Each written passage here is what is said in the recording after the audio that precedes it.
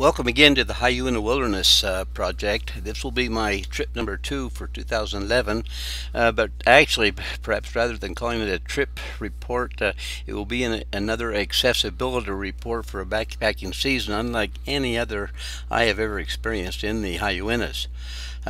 If you don't know what I'm talking about, go to my website, cordellmandersen.com, and there you'll see like nowhere else, 1,450 miles of backpacking in Utah's greatest wilderness area.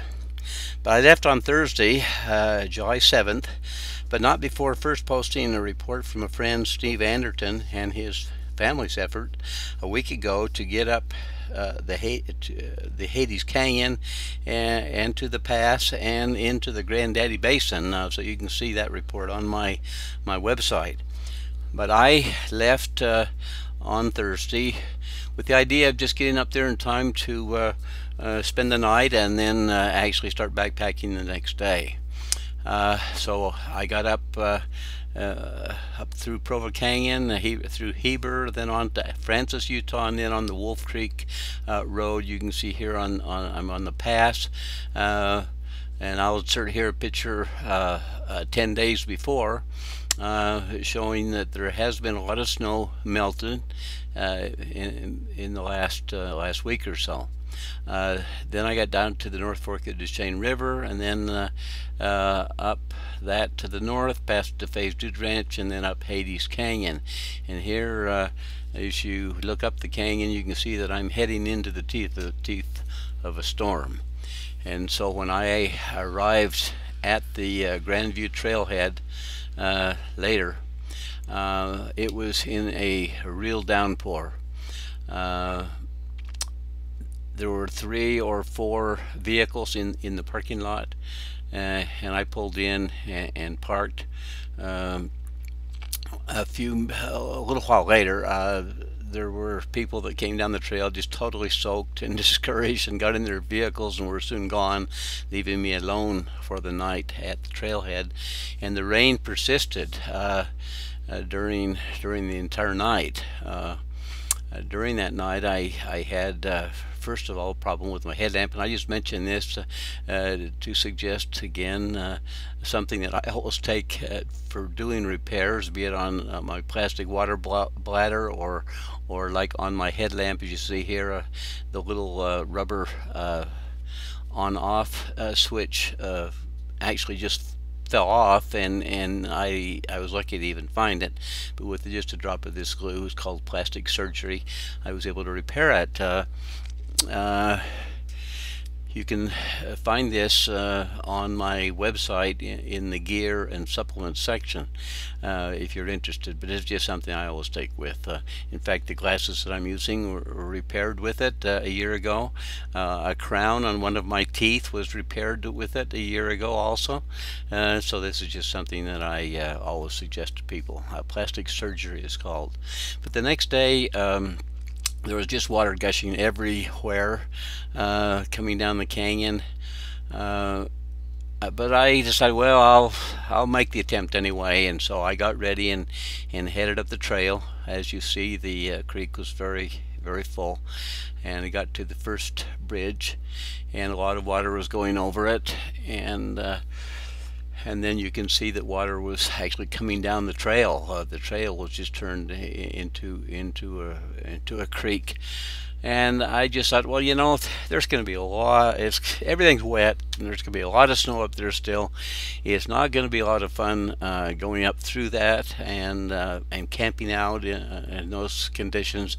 And so I decided probably best to wait a while, and so I headed out, leaving the trailhead all by itself, all alone, and took a few shots of this cascading stream just below the trailhead that where I always stop and get some good water. Then halfway down at Splash Dam, you can see that the water is very murky because of the high runoff. A little further down the canyon, I noticed a number of trees that were just snapped about 6 to 8 feet off the ground. This is a kind of storm that I've heard about, but I can't remember the terminology. If anybody can tell me about what the right terminology is, I would appreciate it. But I went up the Uinta River one year, the first one up, and there was a whole area where all the trees were just snapped up 6 or 8 feet, and there was down timber everywhere, and it was really one of the most difficult hikes of my life. But I'd like to remember what you call this kind of a storm. But I enjoyed myself, of course, as I was going down, taking pictures of flowers. I got a few new ones again, and I got a few good shots of some that I already have in my collection. And then I ran into a pickup truck that was coming up from the Forest Service. Andy was driving it, and he was coming up to check on the canyon because the flood that came down Hades Canyon the night before had about washed out the road down below and isolated the area like DeFay's Dude Ranch and others. He had equipment down there working to get things cleaned up, but I told him there was a couple of areas just a little ways up the road from where I talked to him where just another rainstorm like this, and it was predicted to do the same again on Friday and then again on Saturday. But another storm like that could wash the road out in a couple of places. And so he was going to check that out. But down in the valley, of course, there was a lot of water.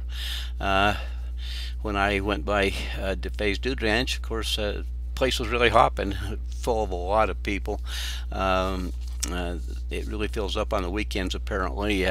The saloon especially is really hopping on Saturday and on Sunday nights, they tell me. Down the road just a little ways is where where Hades Creek crossed the road and had it in pretty bad shape there for a while, as you see here.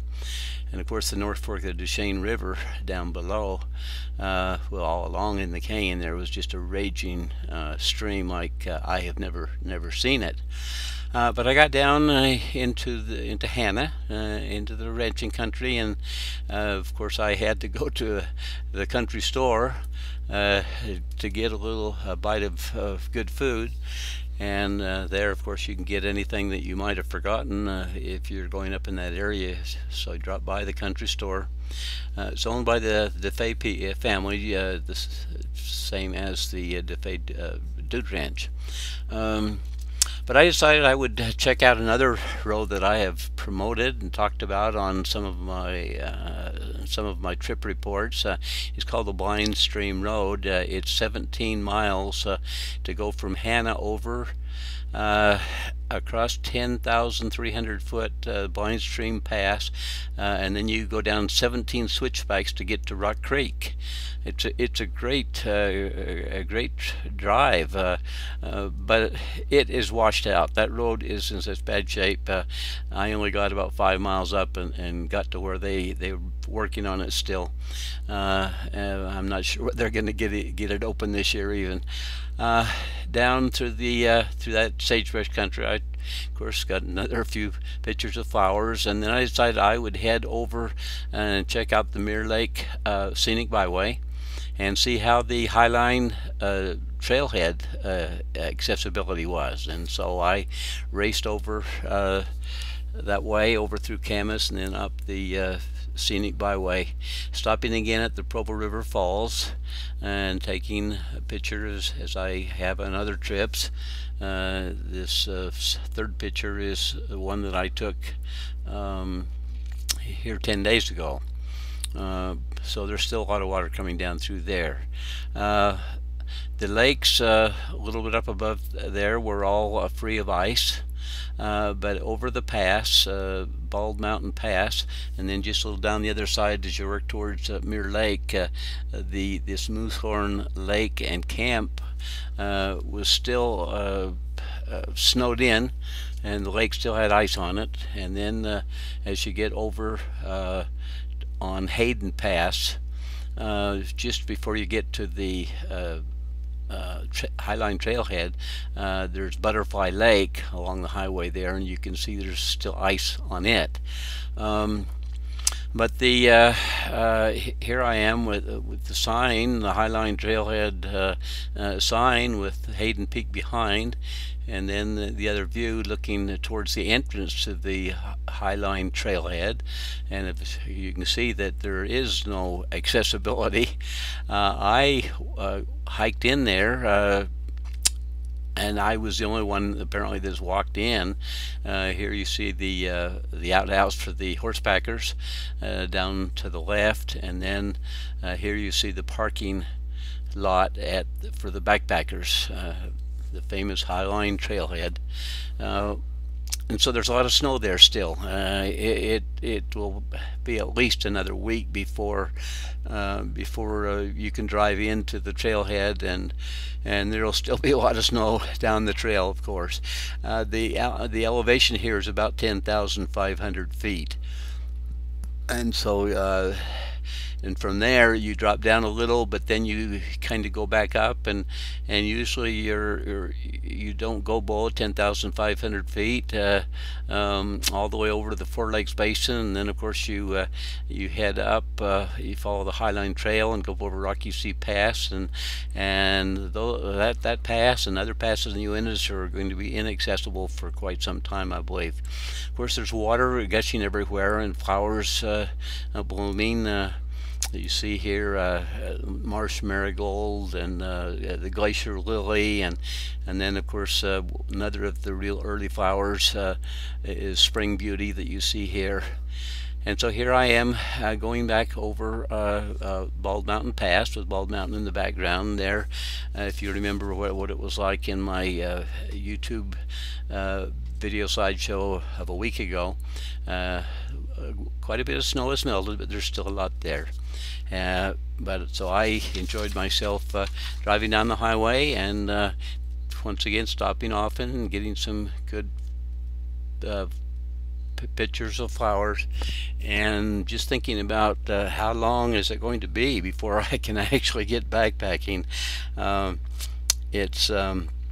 I was at the Highline Trailhead taking pictures of the entrance that was all snowed in, there was a car of backpackers that came up and stopped there, apparently with the intention of pulling in and going backpacking.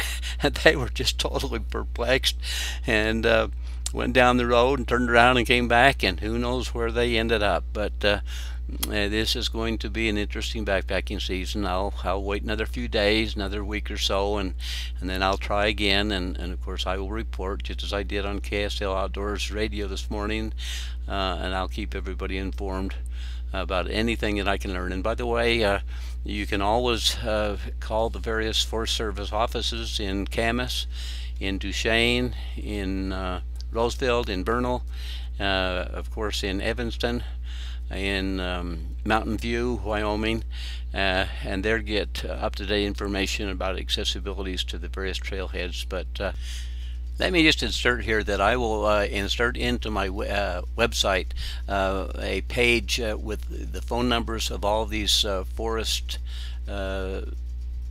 Service offices where you can get up-to-date information. And so there will be a lot of the trailheads on the North Slope and on the South Slope that are accessible, but it's going to be a pretty wet area, and probably a lot of snow for quite some time up in the high country. And so be well aware of what you're getting into. Of course, a lot of people like that. I don't like it so much as I used to, I guess. And so I'll just say so long for now, and be back with you here in a week or so to give you more up-to-date information about the High Uintas Wilderness.